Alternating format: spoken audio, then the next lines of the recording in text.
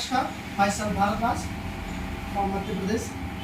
आपको मैं कुछ एमएलएम इंडस्ट्रीज के बारे में, डायरेक्ट सेलिंग इंडस्ट्रीज के बारे में जानकारी देना चाहूँगा। मेरे मन में अभी थॉट आया हुआ है मात्र 2 मिनट 5 मिनट का। हिंदुस्तान में डायरेक्ट सेलिंग इंडस्ट्रीज के लोग या लीडर पिछले 14 से 15 साल से वर्क कर रहे हैं और वर्क करते करते वो थक हार के बैठ गए हैं और आज भी 90% लोग इस इंडस्ट्री से नेगेटिव हैं और मना कर रहे हैं कि हमें नेटवर्किंग नहीं करनी है। वाई, इसका रीज़न क्या है? तो मैं आपको जानकारी देने वाला हूँ। सबसे पहले डायरेक्ट सेलिंग इंडस्ट्रीज में, डायरेक्ट सेलिंग इंडस्ट्रीज में अगर एमएलएम का नाम लिया जाए, मल्टी लेवल मार्केटिंग, जिसमें सिर्फ प्रोडक्ट बेस्ड ही कंपनियां अलाउ थी। आज से 10 साल 20 साल पहले अगर हमने देखा तो प्रोडक्ट बेस्ड कंपनियां ही अलाउ थी, है ना, जिसमें कुछ गिनी चुनी कंपनियां, चुनिंदा कंपनियां थी। उनके बाद प्रोडक्ट बेस्ड कंपनी के बाद जो दूसरा ट्रेंड आया मार्केट में, ठीक है ना सर, वो इन्वेस्टमेंट एमएलएम का आया, इन्वेस्टमेंट में, जिसमें बहुत सारी कंपनियां एफडी, आरडी और एजेंटों के साथ में काम किया और इसमें काम हुआ भी। मतलब 2 साल 3 साल का प्रोडक्ट बेस में डायरेक्ट, मतलब एमएलएम एक ट्रेड है और एक डायरेक्ट सेलिंग का ट्रेड है।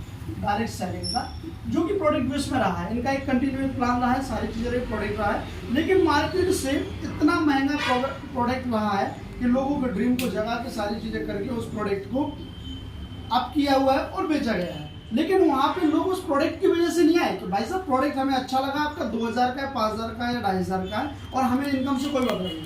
तो उनका प्रोडक्ट से मतलब रहा, उनका रहा उस प्लान से मतलब कि इस प्लान में पैसा है तो हम ये प्रोडक्ट लेंगे और अगर ये प्रोडक्ट हम लेंगे तो हमें कहीं से ना कहीं इनकम जनरेट होगी। इसके बाद इन्वेस्टमेंट में एमएलएम कंपनियों में एफडीआरडी की कंपनी बहुत सारे इन्वेस्टमेंट किया है, 2 4 5 साल फाइट किया उन्होंने, लेकिन फाइट होने के बाद वो भी स्टॉप हो गई। यहाँ पे क्या हुआ कि कुछ लोग यहाँ पे असफल हुए और बाकी कुछ लोग यहाँ पे असफल हुए, चाहे अब ये वो अपनी खुद की गलतियों में हो और चाहे हमारे मार्केट की गलतियों में हो।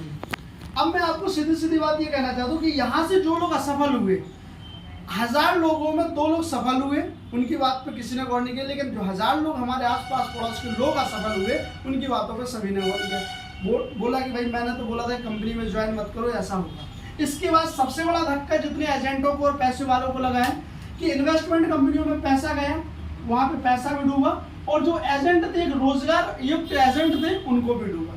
गवर्नमेंट ने कभी उन्हें सहूलियत नहीं दी कि आपकी इंडस्ट्री 10 करोड़ की है, 10 लाख करोड़ की है, अगर आप ये काम कर रहे हो तो काम करो, लेकिन लीगल वे में करो। सीधा उठा के उनके ऊपर ठप्पा कर दिया और हजारों लोगों को बेरोजगार बंद कर दिया। सबसे बड़ी नेगेटिव टीआई मार्केट में ऐसे बहुत सारी एफडीआईडी और जिन्हें लोग चिट फंड बोलते हैं, अगर ये काम होना ही नहीं था तो 2 साल 10 साल उन कामों को लॉगिन क्यों किया सरकार ने, गवर्नमेंट ने लॉगिन क्यों किया, और अगर लॉगिन किया तो उनको बंद क्यों किया? भाई आप अल्टीमेटम दे सकते थे, आप उनको वार्निंग दे सकते थे कि आपका ये काम गलत दिशा में जा रहा है, गलत ट्रेंड में जा रहा है, तो वो कंपनी मालिक, वो एजेंट अपनी चीज़ों को सुधार के और आगे फाइट कर दे। सबसे बड़ी बेरोजगारी का कारण, जिन कंपनियों को आपने पहले चलने दिया और फिर उनको बंद किया, तो मार्केट में इस चीज़ का ट्रेंड पॉजिटिव नहीं हुआ, नेगेटिव हुआ। अब आज के डेट में, आज के दौर में तीसरा ट्रेंड आ रहा है हमारा क्रिप्टो का। सबसे पहले तो इंडियन कंपनी पे लोगों का बिलीव ही नहीं कि चलेगी कि नहीं चलेगी, और चलेगी तो हमारा पैसा 100% डूबेगा।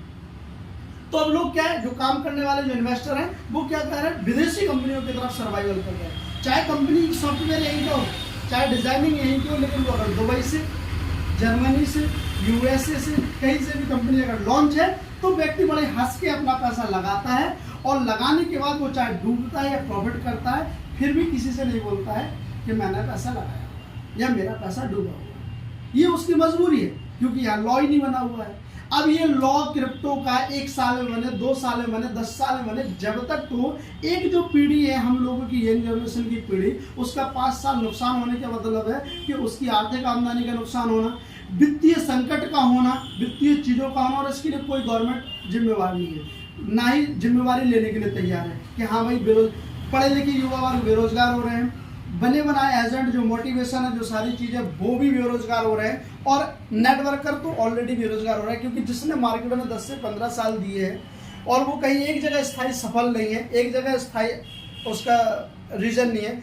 अपने गांव से लेके शहर के लेके किसी एक व्यक्ति का हम एग्जांपल नहीं दे सकते हैं कि ये व्यक्ति नेटवर्क इंडस्ट्रीज में सक्सेस है और इसको देख के हम इस इंडस्ट्रीज में काम करेंगे, ऐसा कोई भी अभी तक इन 15 सालों में 16 सालों में एग्जाम्पल नहीं है। और जिनके हैं एग्जाम्पल तो वो कंपनियां हैं जो शुरुआती दौर में बहुत बड़े स्तर से जुड़ गई हैं, काम कर रहे हैं, लेकिन आज भी नीति स्तर पे उनके सिर्फ मोटिवेशन मीटिंग सेमिनार और कंपनियों के मोटिवेशन होते हैं और कुछ नहीं होता है। वो चाहे 2 साल काम कर ले चाहे 10 साल काम कर ले, वो महीने का 10 से 15 हज़ार में सर्वाइवल नहीं कर पाते। तो कहने का तात्पर्य है कि हमें इस गवर्नमेंट से तो अपील करना ही चाहिए, सारी चीज़ें करना चाहिए, हमें अपनी इंडिया की कंपनियों को भी बढ़ावा देना चाहिए और हर व्यक्ति को इसके प्रति जागरूक करना चाहिए कि कंपनियों का रिसर्च है, कंपनी चलती है, बनती है या खड़ी होती है, लेकिन हमें हर व्यक्ति को इसको पॉजिटिव तरीके से लेना चाहिए।